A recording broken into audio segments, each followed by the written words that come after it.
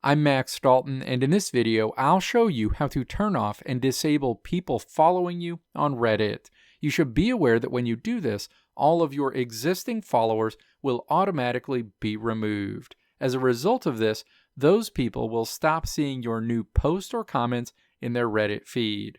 Step 1.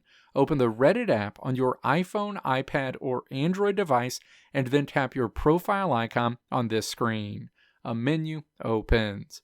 Step 2. Tap Settings in this list of options.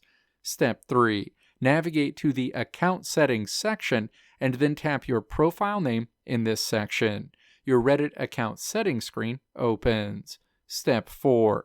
Navigate to the Safety section and then tap to toggle off Allow people to follow you. Going forward, people will no longer be able to follow you on Reddit. And again, all of your current followers will be automatically removed as well. Let me know if this video helped you out in the comments below. If you liked what you saw here, click the video links on the right side of the screen to check out another video. Or click the logo on the left side of the screen to check out my tutorial website at www.maxdalton.how.